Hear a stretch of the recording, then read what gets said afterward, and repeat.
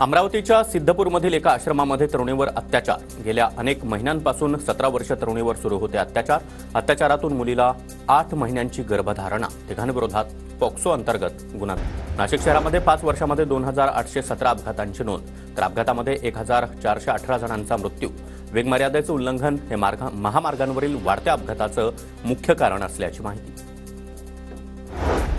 तूर खरेदीमधील महत्त्वाचा अडथळा दूर। खासगी गोदामांमध्ये साठवणुकीची तजवीज।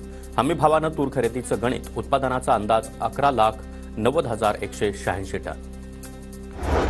नंदुरबार जिल्ह्यामध्ये चांगला दर मिळत असल्यानं केळी तोडणीला सुरुवात। प्रयागराजमध्ये सुरू असलेल्या सिंहस्थ कुंभमेळ्यामुळे केळीची मागणी वाढली।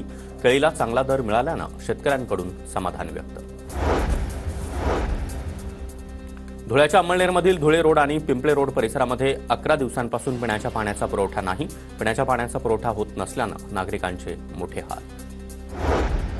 नंदुरबार जिल्ह्यामध्ये अपघाताच्या प्रमाणामध्ये वाढ। वारंवार अपघात होत असलेल्या 18 ठिकाणी ब्लॅक स्पॉट घोषित, मात्र प्रशासनाच्या वतीनं उपाययोजना नाही।